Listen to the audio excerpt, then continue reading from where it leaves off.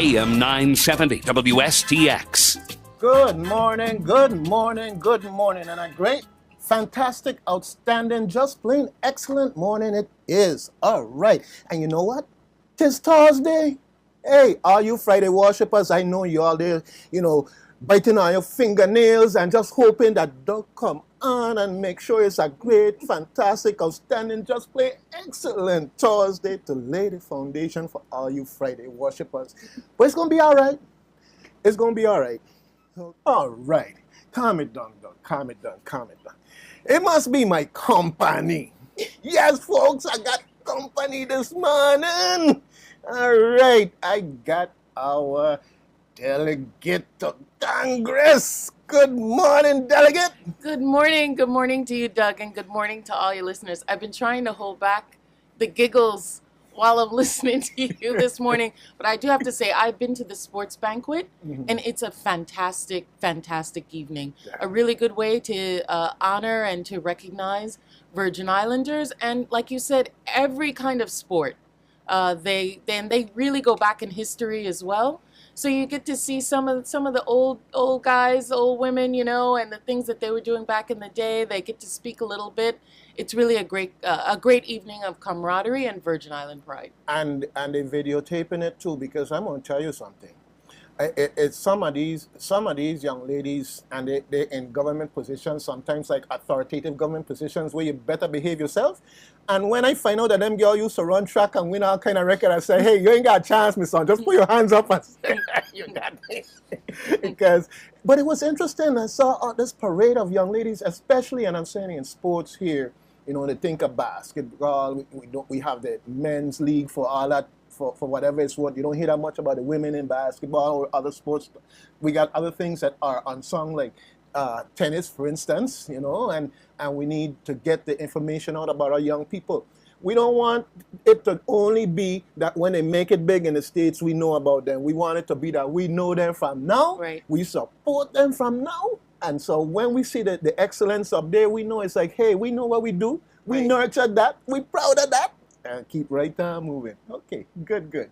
Yeah, so I'm looking forward to that too, in that context. Although I'll probably be there walking, but this is labor love. and Doug, I didn't come alone today. I realized that. You bring your bodyguard. No, folks, ain't no bodyguard. We ain't got no Secret Service around here. No Second Amendment comments being dropped here. No, we got Richie Mota Jr. In the house here, and he is a right-hand PR guy that I look to every time I need some information. I just call him, text him, send him an email, and of course.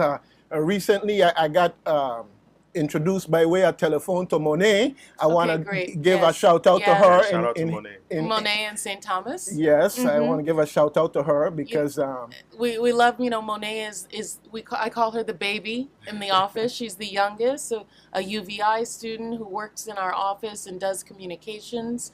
So, you got to bring the young people along as well. Well, I want to tell you, and Monet, I hope you're listening. You have an excellent customer service voice. Oh, great. Okay, excellent customer service voice. And while I'm at it, I'm going to throw a little thing to the side here, because when I go down to Department of Labor, okay, and to get anything done, I get excellent customer service, and they take really good care of you in terms of the people there are really committed to what they do. But let me tell you, a couple of times I call them, and the business voice is so pleasant and welcoming, you want to call them just for the sake of hearing the voice. But I tell people, don't do that, man. They got work to do. Another one I don't want to leave out because I ain't want nobody getting jealous is Department of Licensing and Consumer Affairs. They're great there. They got great people and they're bilingual. You got a posse everywhere. But part of it is you got to treat people how you want to be treated. Absolutely. Always respectful. And even if I'm having a bad day, I try to keep my smile face on. And nobody needs to be looking at my color and see, well, Doug ain't having a great day. And the downside of that is everybody thinking you never got no problems or troubles, you know what I'm saying? Delegate, you can't talk about the problems. You got to have the solutions all the time, including the smile to brighten up everybody. Anyhow, so, well, I am so glad that you were able to make it in here today. And I tell you, folks, the only person that harder to track down than this lady probably is Barack Obama. Okay? That's how they have her happen up there. It get to the point I thought I just need to go DC and do a remote. That would be fantastic. That would be a lot of fun. Well, you know, we could still make Doug, it happen. maybe one day you just follow me around for the day in the middle of a session. Fantastic. Wouldn't that be cool? That'd be cool. That'd be cool because you know, one of the Doug, you could keep up. You think? I do my best. I do my best. You know, I bring Don't wear no tight shoes. You know, my ensure and everything else to make sure I got energy. I talk to my old people them and see what herbs and spices they think I should get to strengthen up and everything. But no, serious, because I know that in the world of politics and public service, one of the challenges that I bumped into and I realized and I recognize is that when you're walking, you're walking. Yeah. And sometimes you don't get back as often as you like. Mm-hmm. I live right up the hill here from Gallows Bay, but when I was in the Senate, I spent so much time walking late hours that when I finally reached Gallows Bay, that man said, "What? You get elected and forget me? Will you come here and look? I hope you ain't looking of what?" But why were they working hard? Mm-hmm. Okay, I don't feel any way about it. You just start to understand more about the human dynamics in all of this. So I'm really glad that you're here in this down-to-earth context to talk about some of the things that have been going on. And I know we talk about a few of them. For those folks who are interested in doing the Stacey Plaskett 101, your delegate, you could go to YouTube and go to the Douglas Canton channel and you'll see where she was there talking before and some of the major initiatives that she had on the floor or otherwise in the process of getting taken care of. And that's important. That's very, very, very important. You know, I'm going to say something here. It might be a little bit controversial, but I'm going to say it anyhow. Because my delegate was the firewoman that come and put out the fire. Because I remember when a couple of our senators were fighting to see who going to take credit for getting this $1 billion bailout, not knowing the strings that were going to be attached. The devil in the details. Yeah. And here comes our delegate firewoman. Put out that fire quick. You're talking about the Puerto Rico debt bill? Yes. Yeah. Yes, because just yesterday, our people them were talking, but we could go to the federal government and get $1 billion bailout. That's all it was, with that look in the eyes of dollar signs. Yes, some more money to waste. Yeah. Well, you know, one of the good things that we did early on was I invited all of the senators to a closed door meeting with me, where we sat down and talked about what they were working on, initiatives that the local Senate had, initiatives that I was working on in Washington, what the mood was in Washington right now, our relationship with the administration, etc. And one of the first things I've been trying to impress on them is that this Congress is not giving any money to anybody. This is a Republican Congress that has said that they are going to reduce the budget, not increase the budget. And they have, you know, from food stamps to Medicare to social services to roads, money for roads, everything is being reduced. Yep. Everything is being slashed. The budgets are being slashed. The example that I try to give people is, can you imagine the president every year submits a budget to Congress? This is what I would like to do. And just like our local legislature, when the governor brings down the budget to the local legislature and they have hearings on the governor's budget. Well, in Congress, the Congress has hearings on the president's budget. This is the first time the president submitted a budget and Congress said, we're not even having a hearing on your budget because what you say, we're not going to do. So there's no even need for us to have a hearing on it. Pitch it in the trash, and we're going to begin to work on a budget ourselves. So to explain to our local legislature, there's never going to be any bill that's $1 billion bailout, $100 million bailout. That doesn't happen in this Congress. And Puerto Rico learned the hard way They were in a rock and a hard place. They're up against a wall. They owe Wall Street money. They are about to default. And the only way that they could get additional time was to allow Congress to impose this bill on them. So the bill that Puerto Rico received has absolutely no money in it. There's no federal money in this bill. All it does is give them more time to pay Wall Street and the bondholders what they owed them. But it also imposes things on them like an oversight board that has to be approved by the Republican Congress. They have this board over them for 7 years, and this board is the board that determines what their budget is going to look like, what bills they can pay, what they can't pay, how the government is going to run the finances of the entire Puerto Rico government for the next 7 years. And it also, Richard is always freaked out over the minimum wage portion of the bill that says that the government can reduce the minimum wage to $4.25 for new hires in Puerto Rico. So I knew that was not a bill that the Virgin Islands wanted to be a part of. And it really was a testament to our staff working really hard, the relationships we had built with members of Congress, that they basically said to some of the leadership, if the Virgin Islands, if Stacey's not happy with the bill, we're not voting for it. And so they had to go back. Treasury had to sit down and talk with us. And we came up with a concession that allowed the smaller territories to be removed from it. I was grateful that our governor as well recognized early on that this was not a bill that the Virgin Islands wanted to be a part of. He instructed his lobbyists in Washington to support us, and we worked together, and we're able to get the Virgin Islands removed from the bill. Fantastic.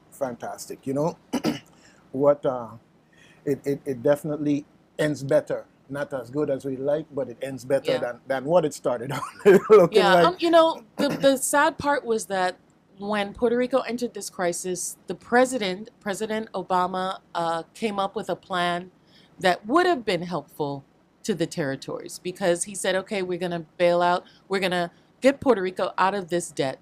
But in the same time, let's create some things so that they don't have to come back into debt again. Mm-hmm. So let's expand Medicaid. Let's give them earned income tax credit. Let's look at the government pension fund in Puerto Rico, which is even worse than ours, if that's possible. Let's begin to do these things so that 5-10 years from now, Puerto Rico doesn't have to come back. And Congress basically said, we're not going to deal with any of that. Well, speaking to the mood of Congress, one of the things early on that happened is this health concern with regards to Zika.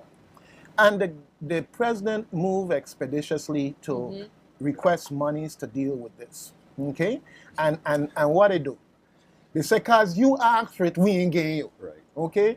Now the Republican governor down there in Florida catching his tail. Right. Okay, the one that got too much pride to humble himself and said, President, I deal with you on this one. Right. We need some help. Right. So now you have this thing that bust open in Florida, looking to affect them. They're getting the negative press about it, warnings and all these kind of things. And I'm saying, like, my goodness, that's the mood of Congress, that they got to be forced into a crisis before they go move. Yeah. So it's interesting you brought that up because, the delegate was one of the members of Congress, one of the few members of Congress in the very beginning of this Zika crisis that was really lobbying Congress to do something about it. So when the president sent down his $1.9 billion budget, the congresswoman and the resident commissioner from Puerto Rico, they were really on the front lines of, because obviously it was here first before it was in Miami. We were really warning that, listen, this could become a problem in the summer months in the southern, United States. And unfortunately now it is. And, as you can see, Congress refused to do anything about it when they had the opportunity. And so now, like you said, we're in crisis mode. Yeah. I remember when the Democratic caucus had a meeting and they invited the head of the CDC and others. And one of the things they said was, well, we don't think Congress is going to give the money, so we just need to have prevention. Just cover yourself. And if you're in warm climates, don't get bit by a mosquito. And so I raised my hand. I said, that's like saying you're in the rain and don't let a raindrop hit you. How do you not get bitten by a mosquito if you live in a tropical area? But, you know, I knew early on, I'd met with the Hotel and Tourism Association, and they talked about how this was already affecting them even before it became widespread. And the area that they talked about that I had not really thought about was destination weddings. That's a really large portion of the tourism dollars here in the Virgin Islands, because it's not just a couple. They come with, 50, 100 other people come down. They're taking rooms. They're staying for a week. They're, utilizing that. But brides and her bridesmaids and others who are of childbearing years are not going to come with places that have Zika. That's right. And I want to really focus on our, well, not so much focus, but just mention that our Department of Health has, from what I've seen, has been very aggressive, working with the CDC. But folks, we got to do our part, okay? Somebody give me a piece of cane to plant, and I have it in a bucket there with some water. I went over there and I see these regulars in there. Well, I throw the water right away and so forth. And I'm saying that at least, I'm vigilant and checking like that. Right. But there's some things that we just have to rise above. And I say that, you go down to the complex to work out, you go down there to run track and so forth. But I ran into a situation where for months, and I don't know if it got yet, they got a set of tires down there accumulating water. And I'm saying it publicly not to bust anybody out. Mosquitoes love that. But to say that, hey, folks, don't be tempting fate, all right? And for certain, I want to make sure, I don't think that anybody in here acting like they're a representative for Florida, okay, when we're talking about Zika. Because what happening in Florida, don't stay in Florida. And we don't want, from a PR perspective, as well as the proliferation of Zika, we don't want to be in their shoes. And if we can use Florida as the shoehorn to get Congress to let go their money, the money coming here too. We recently found out that, I don't know, Richard, is it the CDC that is giving the Virgin Islands funding for pregnancy, for women who believe they're pregnant or are pregnant, to get free testing for Zika. So we've gotten quite a bit of money, and if you believe that you're pregnant or planning to be pregnant, please go to the Department of Health and get tested, so that you can make the right decisions with regard to that, whether or not you have Zika. Yeah, there's a grant funding available through the Center for Disease Control. All right. Well, I don't want to dominate our conversation with those couple of things that we talked about. You know why I asked Richard to speak on it? Because in the office we call him Mr. Zika. He's obsessed with the Zika thing. We're like, Richie, you have some children soon? You need to tell us something? No, I mean, I trying to embarrass him. Mouth open Tory. No, it was one of those things where, when I first learned about it, at the beginning of the year, like January, I think I started seeing, little AP stories popping up. And, I just knew that it had the potential to be, unfortunately, what it is now. Knowing what we went through several years ago with the whole chikungunya thing, I told the delegate, and I was like, this is something that we should be paying attention to.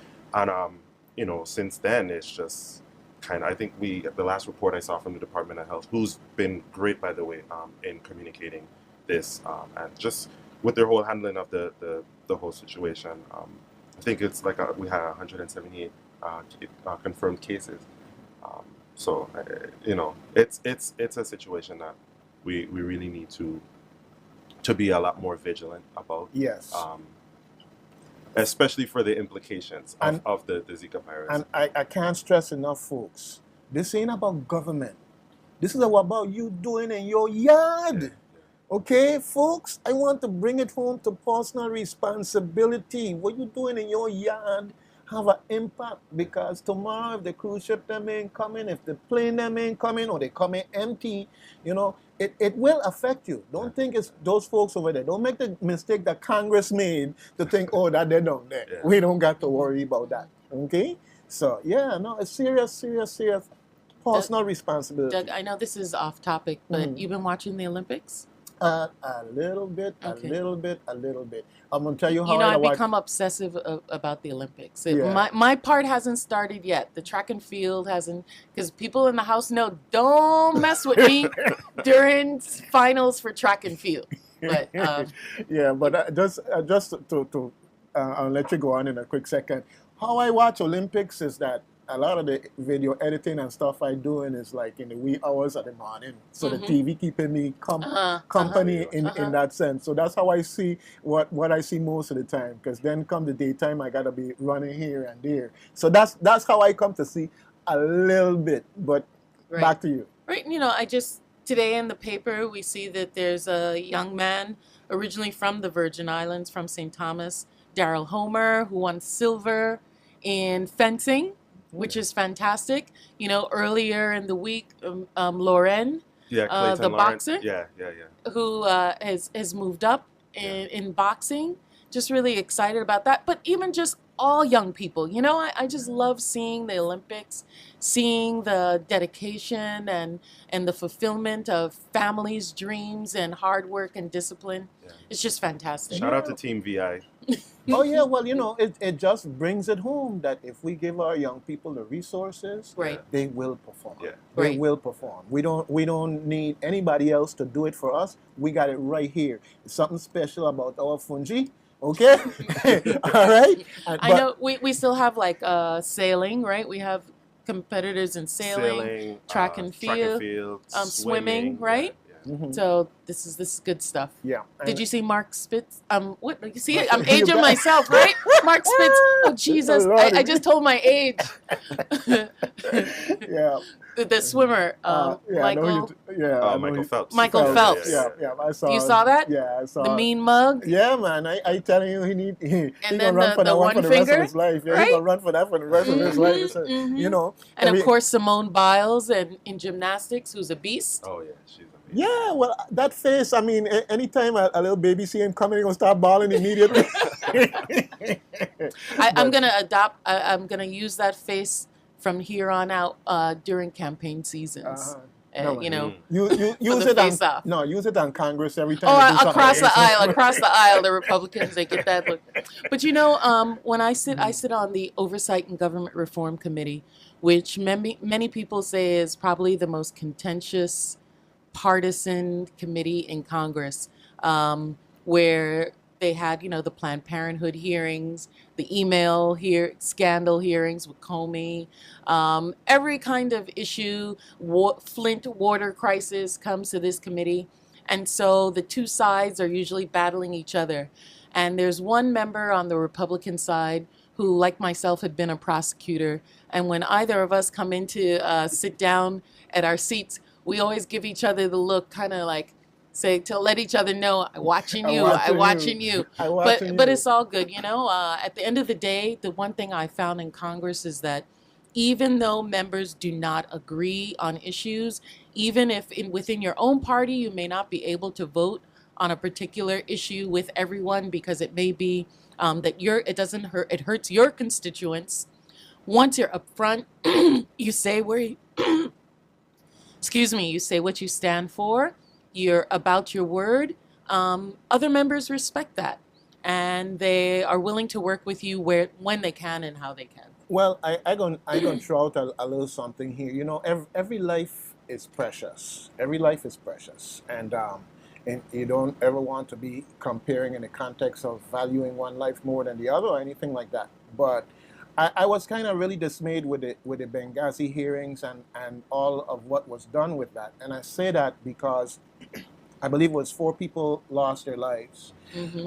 What most people don't know, because it will forever remain buried simply because they don't want people to know, is that during the Bush years, they had multiple attacks on embassies, and over 63 people died, and we never had a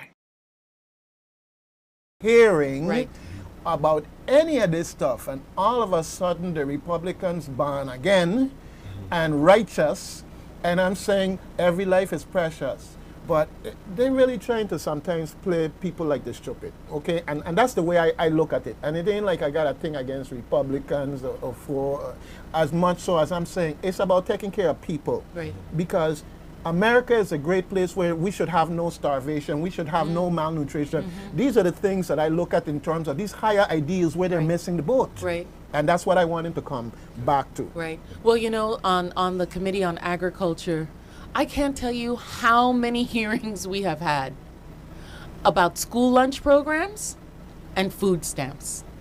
That the Republicans are trying to take away the food stamp and the school lunch program. They talk about fraud in food stamps. When the fraud that's in food stamps is maybe like 2%, 1% of the amount of money that is used for food stamps, and people are still hungry, even with the food stamps and the school lunch programs that are out there.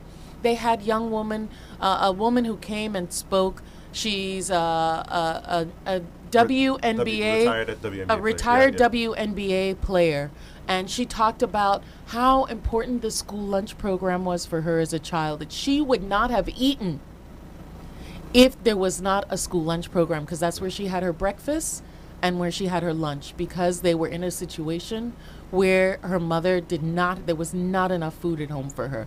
And the Republicans still were trying to make it seem like a values issue about what was happening in her home, where she wasn't able, you know, her mother being a single parent or whatever, and she had to check them. But the point and I was trying to make at the hearing was, my God, how much food do we have in America that we are fighting over feeding children? That we don't want to feed children? That's the most preposterous, disgusting thing that can happen. America's greatness is in the brain of every child in America. And that's what they have to understand. Because what's happening now is that when you look at international statistics, America is falling behind. Math, science, nutrition, quality of life issues. And they've got to understand there's a direct connection. Just like when we look at infrastructure issues, it seems like we have to wait for every bridge to fall, for every sinkhole to find itself in the middle of major interstates before they're going to realize that, let's say in this case, Barack Obama pushing these issues is not about Democrats, Republicans, and these philosophical things. This is real world ability to have an economy that can drive our #1 status in the world and secure it into the future. We still have a Cold War mentality. Think that the biggest threat to democracy is a military action, and it's not. It's economic development. We've got an internal threat. It's internal, right? Right. Yeah. I mean, you know, you see these other countries, they're investing in the future of their nation building by investing in their young people, and like you said, we're falling behind. Well, and I think that happened. That you could bring that right back here to the Virgin Islands, right? Yeah. That our biggest threat is our young people not having the resources or the being able to be in an environment that allows for creativity and innovation, and we're losing our young people, whether it be to violence or crumbling schools or lack of sufficient teachers to be able to educate them, no after-school programs, not enough food at home, not appropriate housing, right? Yeah. Well, you know, I don't know if you had a chance to visit the St. Joseph School. Okay, if you get a chance, if you haven't been there, they have a program there in terms of coding and developing computer-related skills. Definitely put it on your list of things to do, to check it out, because I think it's kind of proof of the process of something that has ramifications for what we can be doing in our public schools also. Because reading, writing, arithmetic, you know, we gotta force those things because those are foundational to everything. But when we're looking at getting our children ready for the jobs of the future, right? Okay, we have to recognize what's happening with apps, coding, technology, miniaturization, and there are things that we can do to introduce our young people So that you never know. The next thing you know, you see the person in charge of Apple is somebody from the Virgin Islands. Yes. Why not? But it has to start somewhere. right. Yes. And so we've got to get on board. And I say that, I'm deep off into computers and technology, but when I was in high school, we didn't have not a one computer No, in the right, school, and if they right. did it, it was a big secret. Right. All right? So Well, Doug, we know your age. There wasn't well, computers you back know, then. no, they were. They were those big mainframe type things. But conceptually, what I used to follow, for instance, NASA and what was going on with space exploration and so forth and so on. And if you don't, by way of an off-topic discussion, introduce children to these things, they may never know that they have a calling until it's later. Yeah. For instance, if it was up to me, whenever you have a situation, it should never happen that your teacher don't come. Yeah, they might have been sick or something, right? But they used to send us down to the lunchroom. I don't know if you ever watch, but I watch all the time How It's Made. And How It's Made covers such a variety of topics. And I'm saying, like, wherever you go, if you're not in a class, you need to be in an environment that's exposing you. So you could use things like How It's Made and the Science Channel with the sound down low in the study hall. And you never know the impact of a child seeing something, and it's like that light bulb goes off, and I want to do that. Well, that's like this guy here who just won the silver medal in fencing said that he was going through a dictionary and he saw a picture of a fencer. And that was it. I mean, you never know. You never know. Yeah, and look at it another way. The closest thing to like Star Wars in terms of the setup or whatever. Right, I tried it when I was an undergrad. It's interesting. It's fun, but it's not the thing that I wanted to stick with as a matter of what I want to do. I like computers and sound. and everything. What sport did you play? Me? Football in high school. I was a Okay. football guy in high school, and then in undergrad, I worked at the radio station there at WCSU, and that's how I learned by exposure, because I took the slot that nobody else wants when NPR is coming on 5 o'clock in the afternoon when everybody want to be gone. But that exposure through NPR was like a great thing that happened to me in terms of exposure to what's going on in the world. Right. I used to tutor Spanish. Don't ask me to speak no Spanish.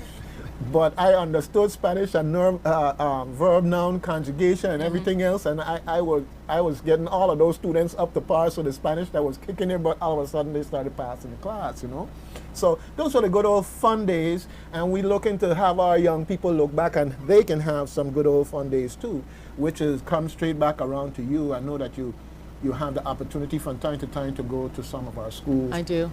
And meet with some of our students. Well, tomorrow in my office on St. Croix, and then Monday in St. Thomas, we're convening a meeting in the morning with some of the organizers of Mothers Against Violence, along with a couple of the senators' offices, and we're going to be calling on Rotary, some of our pastors, our community leaders. We want to have a back-to-school event where we are going to get the parents and students and teachers to take pledges for nonviolence, to stop the violence. We will have we're going to invite law enforcement, both local and federal, to be there, to be supportive, and we can talk and have discussions with the children about how we can, as adults, can assist them to make sure that they feel safe when they're back at school. So I'm going to ask our local senators. We have a couple of the local senators who are going to be working with our office, along with this group of mothers who have been victims of some of the violence that's occurred here in the territory. We're trying to see how we can attack this from a lot of different ways so that when our children are in school, they can at least feel comfortable and safe while they're there. And while we're at it, folks, when you visit your schools, give a nice warm hello to the monitors there, because they are helping to keep your children safe. And you do your part too. Make sure your boy got his shirt and his pants. Make sure your girl dressing too high up off the knees, okay? And that they have the ID. Because sometimes I go there by the gate when these kids coming in, And I'm saying to myself, I know they know better. And they just get out the mother car or the father car. I say, wait. No, let me call these parents up on this one. Well, my children are always, my sons were always the ones shaking their head and like, Mommy, and being embarrassed because I'm the parent that will be calling other people's children out when I see them. Hey.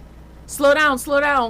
Who are you talking to like that? Oh, no. So, I think they belong to all of us. Well, I got a little 9-year-old here, and I walking down the street, and I say good morning, good afternoon, and I turn to him. Did you say good morning? Yes, all the time. And he said, don't embarrass me. Yeah, I'm always telling my children, adults should never have to say good morning to you first. Mm-hmm. You, as the child, need to speak first. Yep, and we have to drive it home because I know he's not going to be perfect at it. He's going to have that little bit of resistance because it's like, okay, but he keep hearing it. And folks, you got to be consistent. You got to be involved with your children. In Frederiksted over the next several weeks, they're having this thing called the Frederiksted Book and Film Festival. Every Friday evening up until August 19th, and I go down there, I take my boy, I take some other kids with me sometimes, and it's important that we're reinforcing reading. They give away a book to the first 25 people that come for the book, and they have a matching movie that we look at together. And I'm saying, folks, take your child down, or let your child take you, okay? And if they say, well, I don't want to do that, that's boring, you know what? Don't listen to them, take it, because I heard that too. And by the time I was done, is when we coming back again, they having it again, you know? Mm-hmm. So yeah, now in terms of, I know that in Washington from time to time, they have various displays where they host students' art or whatever. Right. We have some folks that are very talented here. We do. We have had, each year we have a congressional arts competition. And we have had, since I've been in now, there have been 2 winners. We have someone's art that's displaying right now who was a student at the complex. Masa Ito is the winner this year, and last year when my first year, it was Julian Bishop, who's a student at Good Hope Country Day. But we have students from all over the Virgin Islands who compete, and their art, every district has a representative on the wall that leads from the house buildings into the Capitol. So as you walk along, you can see from every district in the United States artwork. But our office, Laverne Joseph, in my St. Croix office, has decided that she wants to do something special. She's looking at a date now. She wants to have an art competition for all of our special needs students. Fantastic.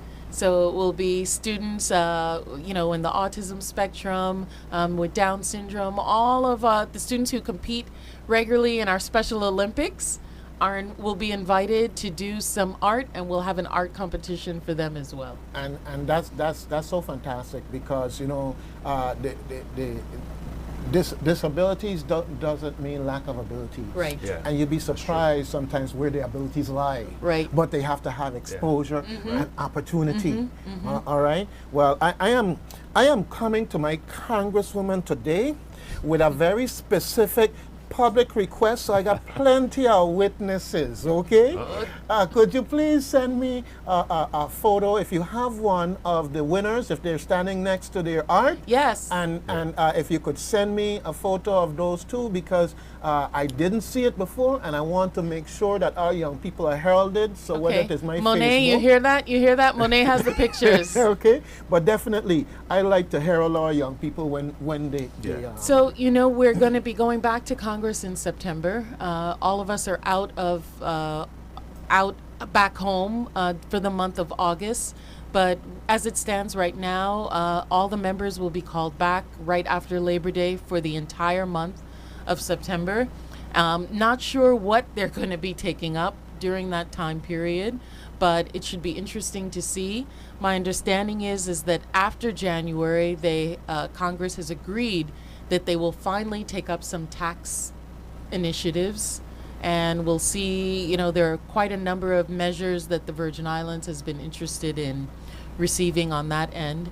We're looking at a date maybe in mid-October or beginning of December, where we're bringing down members of the Homeland Security Committee, as well as members from the Judiciary Committee on Border Protection, to come to the Virgin Islands to have roundtables with our local law enforcement and the federal law enforcement that's here, Fantastic. as well as some of our community leaders, to talk about the borders of the Virgin Islands and how important it is, and the effect that not having sufficient resources in the Virgin Islands has affected our communities in terms of guns and drug violence, and also how we act as a gateway to the United States. I was just getting to that. The chain is only as strong as its weakest link. Right. So, it's affecting us, and we want to let them be aware of that.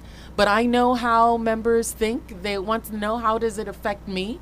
So letting them know the amount of guns and drugs that come into the United States through the Virgin Islands, I think will be an important message for them, so that we can get the resources here to try and stop the proliferation of illegal guns, as well as the drugs that are coming into the territory. And even, many people are unaware of the human trafficking Yes. that goes on through the Virgin Islands, and even what is now termed foreign fighters, which is the code word for terrorists that are coming into the United States through Caribbean islands. Yep. Every step of the way, we got to plug those holes, and we have to think different, because we're very vulnerable here. And when I say we, it's not we, the Virgin Islands, by ourselves. We, the Virgin Islands, as a moniker of the United States. Right. Right. 'Cause that's what they see. And whether it's from the cruise industry, the air industry, tourism in general, the fact of the matter is, all the screening that goes on has to be relevant to us here, because you can hit America through the U.S. Virgin Islands or any other territory that's connected to the United States, and we don't want the Congress to get into this thing that's down there, Right. because down there might be when your niece, nephew, son, or daughter is coming for a Caribbean wedding. Yeah. All right, you just don't know in that context. So we've definitely got to get whatever help we can. So now we got like five or. I don't know few if more Richard minutes, had and anything else he wanted. He's not home often. So I noticed that. Don't you? Of course, not as much as you'd like. Okay, 'cause when he come home and I go to Harvey's, everything's sold out. he don't have to go to Harvey's. He has his grandmother. I know, but he want to double up and pack up and freeze it and take it with him.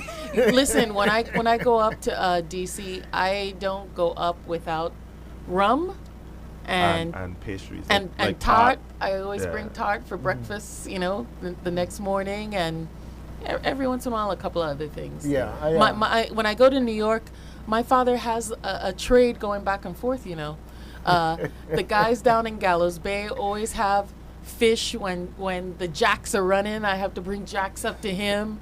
Conch season, I have conch, and he bring down to them his wild boar, venison, all kind of meats. He brings down. All right. Well, that's good. I'm the pack mule. the cruise and trade. Well, cruise and trade. I tell you strong, because you got him and the Virgin Islands on your back at the same time. my own dad has said, "Don't come home. Don't come to the house Empty handed. empty. Don't come with my too long empty hands." All right. Well, it's really good that we can talk about these things in terms of the cultural aspect, the family aspect, the community support, and of course the initiatives that are going on up there. And one of the initiatives that I know that you are working on is to assist with education as far as tuition for Yeah. Virgin Islanders. Okay, and I want people to understand that once upon a time, going to college meant that maybe you were paying $5,000 a year in the upper scale.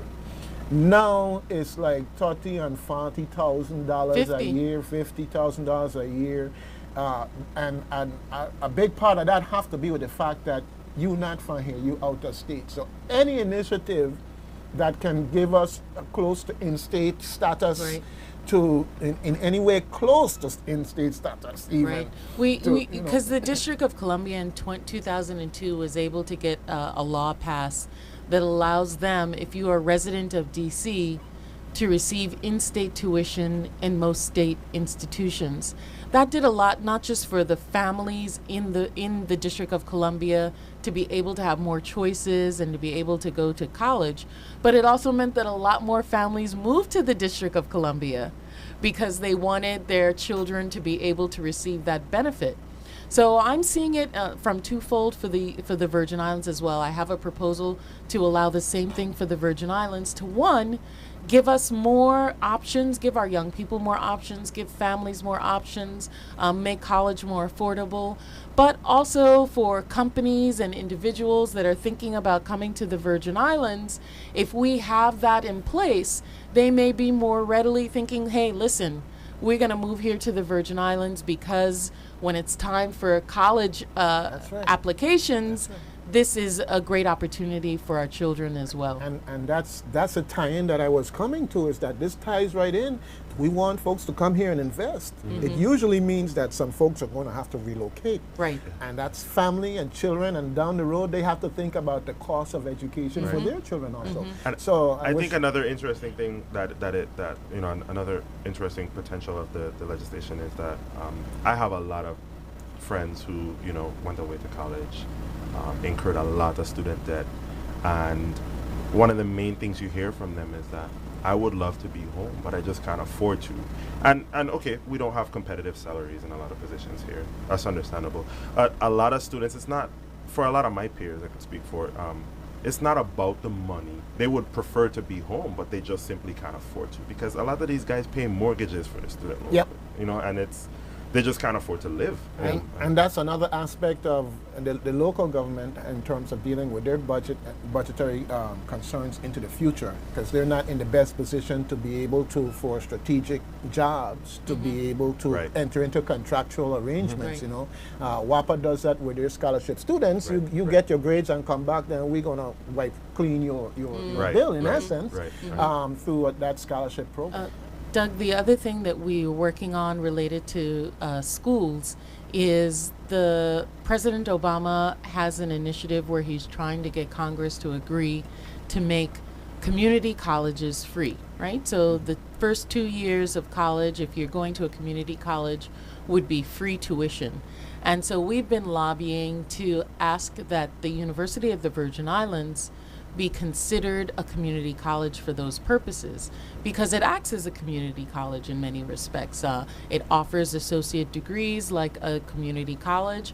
There is no community college where anyone could physically be able to go to if they're residing here in the Virgin Islands, and that as well would provide a great incentive and more support to the university to assist with tuition and to get more students be able to attend university. I mean, when you're going to college, there's so much strain on you in terms of how am I going to make a registration this semester?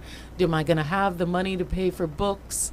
If you knew that the first 2 years were free and that you would just have to pay for your board or you would just have to pay for your books, we'd have, I think, better students at the university.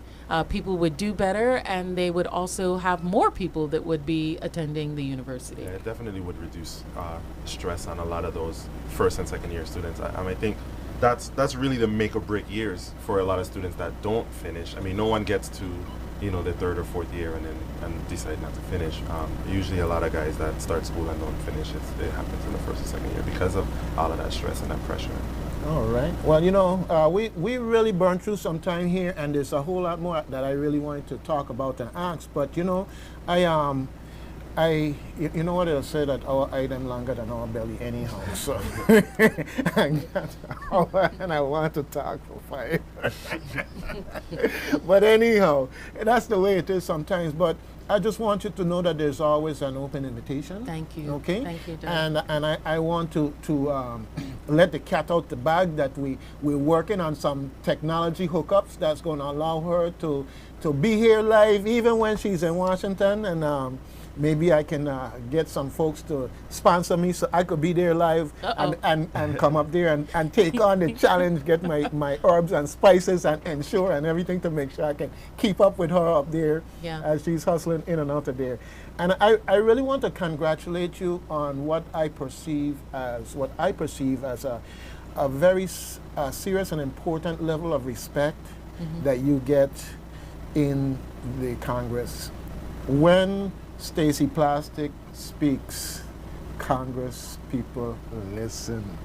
This is what I am just saying this because every step of the way, one of the things that I've seen is that you, in essence, have become a resource. You know, in the context of your knowledge of the law and your strategy on thinking and so forth. And I think that bodes well for the Virgin Islands. I'm hoping so. I mean, you know, one of the things we've been trying to do is be a team player, and being an office that's considered a workhorse office, so that people know that when we speak, we're very serious, and we're not speaking off the cuff or out of emotion. It's with facts, and very strategic and very thoughtful. And I think that serves us well further down the road. And Doug, I want to thank you for having such a positive show. So often when you listen to the radio, it's a lot of negativity that goes on. And I want to thank you for keeping it positive and giving people sound information. That means a lot here to a lot of your listeners, and I'm really appreciative of that. You say now you're making me regret that I put everything on YouTube, because now everybody going to see me blushing. He is. He really is blushing. Yeah, well, I really enjoy what I'm doing. And I think that's the crux of it. And as part of public service, you know, I tell people I don't have to be in the legislature to serve the public. This is about public service. That's true. And I want to throw it out to the organizations, the nonprofits, and persons who are doing positive things in our community. Look to WSTX as your community-minded station and an opportunity to tell your story and to get more community support in the process. And Doug, may I also take this opportunity to thank everyone who supported me this past Saturday in the Democratic primary. I'm really grateful. I would be remiss not to bring that up. Just to say thank you to people who have gone out for all of your candidates. Who, you know, as I go through the polls, I try and shake everyone's hand who's out there volunteering at the poll, because it means a lot that people would come out, not just as volunteering, but also just to vote, to exercise that civic duty that we all have. And so I'm really grateful to the Democrats who came out during the primary. And thank you so much for, by your vote, showing me that you believe in what our office is doing and that you have faith in the work that we're undertaking. Well, thank you, and it's only appropriate that you do that. But one of the things that I really like about when I invite you here, and I folks had to lay down the law, you know. I say, it ain't about part. I want you to just be you and tell us about what's going on. And I really want to thank you for adhering to that in that context. I know it's the middle election, but I really want people to know the substance of what's going on. Yeah. Okay, and not get caught up in the rah-rah. Yeah. And I really thank you for coming through on that level, because I think people can feel comfortable that, you know, what we're talking about here is a down-to-earth real stuff that really counts. Okay? All right. I want to thank you so much for coming to my show. I want to thank you for the response that I've gotten from your office in terms of when I have to track down the president. Because I tell you, folks, they got our delegate hopping. All right, you got to be persistent, because there are a lot of things. First of all, we share you with the other two islands and all the tributaries and rivers and seas that they lead to. And we know that in that sense that you're a busy person, but thanks for taking the time. Of course, thank you. All right, great. Okay, folks, fantastic, outstanding, just plain excellent Thursday.